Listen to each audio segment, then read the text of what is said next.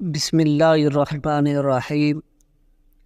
رمضان ایک ایسا بابرکت اور رحمتوں بھرا مہینہ ہے جس میں فرض کا ثواب 70 گنا اور نفل کا ثواب فرض کے برابر کر دیا جاتا ہے۔ لیکن ایسے بابرکت مہینے میں کچھ بدقسمت لوگ ہوتے ہیں جو روزہ رکھ کر صرف بھوک اور پیاس کو حاصل کرتے ہیں۔ ان کا روزہ اللہ کے ہاں ہرگز قبول نہیں کیا جاتا۔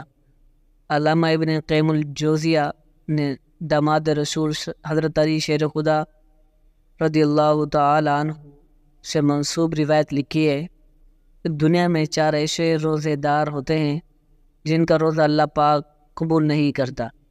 ناظرین گرامی، حضرت ابو ہریرہ رضی اللہ تعالی عنہ سے مروی ہے، نبی اکرم صلی اللہ علیہ وآلہ وسلم نے فرمایا، جو ماہ رمضان میں ثواب کی نیت سے راتوں کو عبادت میں مشغول ہو جائے تو اس کے پچھلے تمام گناہوں کو اللہ تعالیٰ معاف فرما دے گا۔ یہاں ثواب کی امید رکھنے کا مطلب یہ ہے کہ عبادت صرف اور صرف اللہ تعالیٰ کی رضا کو حاصل کرنے کے لیے کی جائے۔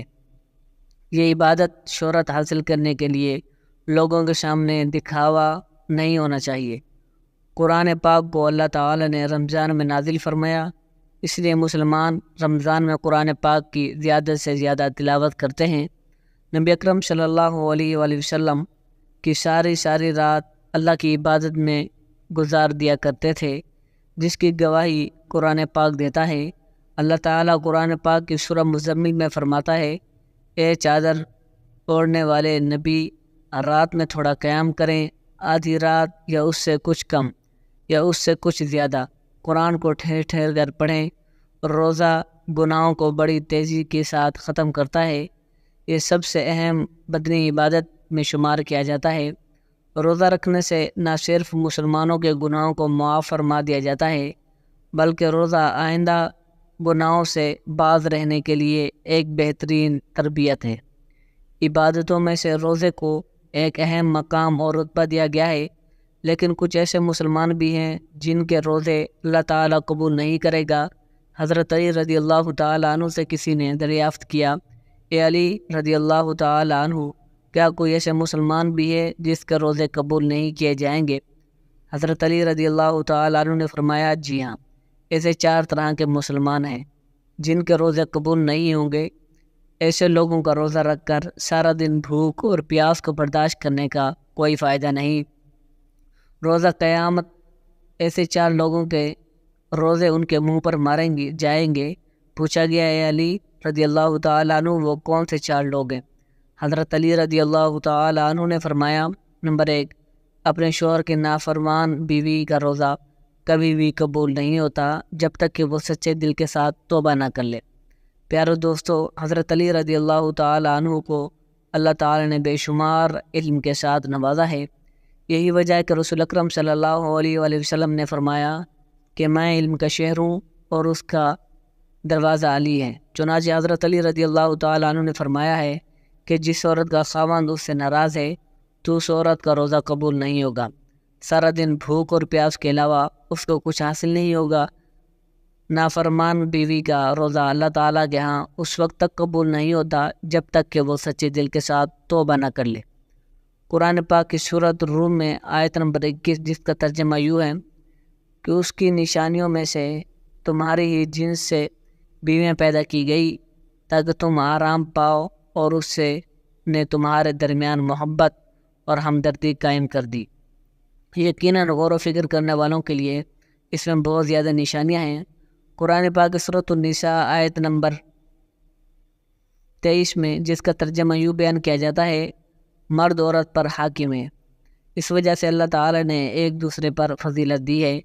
اس وجہ سے مردوں نے مال خرچ کیے ہیں۔ نیک فرمان بردار عورتیں خاوند کی غیر موجودگی میں حفاظت الہی نگہداشت کرنے والی ہیں، اور جن عورتوں کے نافرمانی اور بد دماغی کو تم کو خوف ہو، انہیں نصیحت کرو اور ان کو الگ بستر پر چھوڑ دو۔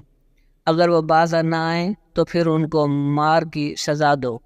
اگر وہ تابعداری کریں تو ان پر راستہ تلاش نہ کرو، بے شک اللہ تعالیٰ بڑی بلند اور بھلائی والا ہے۔ حضرت حسین ابن محسن رضی اللہ تعالیٰ عنہ سے مروی ہے کہ ان کے پھپھو کسی ضرورت سے رسول اکرم صلی اللہ علیہ وآلہ وسلم کی بارگاہ میں آئی۔ جب وہ واپس جانے لگی تو نبی اکرم صلی اللہ علیہ وآلہ وسلم نے ان سے پوچھا کہ تمہارے شوہر کے ساتھ سلوک کیسا ہے؟ انہوں نے جواب دیتے ہوئے کہا کہ میں اس کی ضروریات کو پورا کرتی ہوں، آپ نے طرف سے تو کوئی شکایت کا موقع نہیں دیتی۔ نبی اکرم صلی اللہ علیہ وآلہ وسلم نے فرمایا، اپنے خاوند کا پورا خیال رکھا کرو، وہی تمہاری جنت اور جہنم ہے۔ اگر اس کے ساتھ اچھا سلوک کرو گی تو جنت میں جاؤ گی، اگر اس کے ساتھ بد سلوکی رکھو گی تو جہنم میں جاؤ گی۔ نبی اکرم صلی اللہ علیہ وآلہ وسلم کا فرمان ہے کہ جو عورت 5 نمازوں کی پابندی کرتی ہو، رمضان کے سارے روزے رکھتی ہو، اپنے شوہر کی خواہش کے مطابق رہتی ہوئی زندگی بسر کرے تو اللہ تعالیٰ کی طرف سے ایسی عورت کو کھلی اجازت ہوگی، وہ جنت کے جس دروازے سے چاہے جنت میں داخل ہو سکتی ہے۔ اس کے علاوہ اور بھی کافی اللہ تعالیٰ کے ارشادات اور نبی اکرم صلی اللہ علیہ وآلہ وسلم کی حدیثوں میں ذکر ہے، جس میں ایک عورت کو اپنے شوہر کے ساتھ اچھا سلوک کرنے کی اہمیت بیان کی گئی ہے۔ نمبر 2، حضرت علی رضی اللہ تعالیٰ نے فرمایا کہ نافرمان اولاد کا بھی روزہ قبول نہیں ہوتا۔ حضرت ابی بن مالک رضی اللہ تعالیٰ عنہ سے مروی ہے، رسول اکرم صلی اللہ علیہ وآلہ وسلم کا فرمان ہے، جس بندے نے اپنے والدین میں سے کسی ایک کو اپنی زندگی میں پایا ہو، اس کے باوجود بھی وہ جہنم میں چلا جائے تو اللہ تعالیٰ نے نافرمان اولاد کو اپنی رحمت و برکات سے بہت دور کر دیا۔ نبی اکرم صلی اللہ علیہ وآلہ وسلم کا فرمان ہے، اولاد کے لیے جنت حاصل کرنے کا بہترین ذریعہ یہ ہے کہ وہ اپنی والدین کو خوش کر لے، تو اللہ تعالیٰ اس کے اجر کے بدلے اس فرما بردار اولاد کو جنت عطا فرما دے گا۔ اور اولاد اپنے ماں باپ کی خدمت کر کے اللہ تعالیٰ کو راضی کر سکتی ہے۔ مومن کو اللہ تعالیٰ نے والدین کا ادب و احترام کرنے کا پابند بنایا گیا ہے۔ جب والدین بڑھاپے کو پہنچ جائیں تو ان کی ہر جسمانی اور اخلاقی ضروریات کا خیال رکھیں۔ دنیا میں اللہ تعالیٰ کی ذات کے بعد سب سے زیادہ احسان ماں باپ کا ہوتا ہے، اسی لیے فرمایا گیا ہے جو بندہ والدین کا فرما بردار تو نافرمان ہے تو اس کا روزہ قبول نہیں کیا جائے گا۔ وہ غلام جو اپنے مالک کو چھوڑ کر بھاگ گیا ہو، جب تک وہ غلام اپنے مالک کے پاس نہیں آ جاتا تب تک اللہ تعالیٰ اس غلام کے روزے قبول نہیں کرتا۔ نمبر 4، حضرت علی رضی اللہ تعالیٰ عنہ کا فرمان ہے، جو بندہ اپنے امام کی اطاعت نہیں کرتا اس کا نافرمان ہے تو اس کا روزہ بھی قبول نہیں ہے۔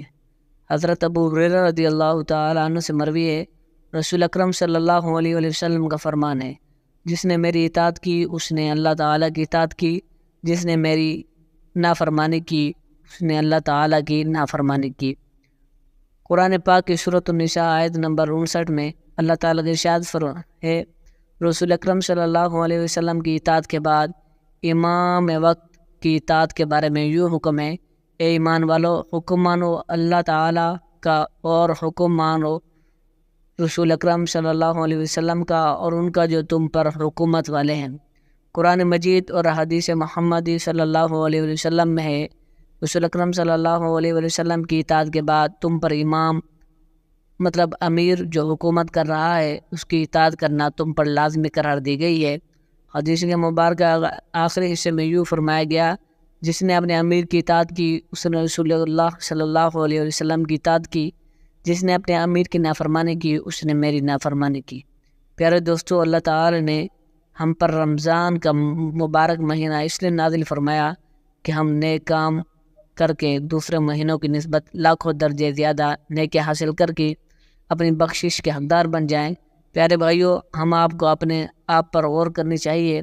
ہم میں سے کسی کو میں یہ 4 باتیں تو نہیں پائی جاتی، اگر ہم میں سے کوئی ایک بات بھی موجود ہے تو ہم کو چاہیے کہ فوراً اللہ تعالیٰ سے سچے دل کے ساتھ توبہ کریں تاکہ اللہ تعالیٰ کے ہاں ہمارا بھی روزہ قبول ہو جائے۔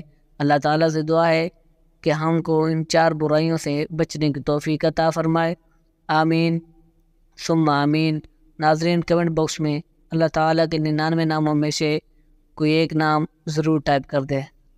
جزاکم اللہ خیرہ، شکریہ بہت بہت۔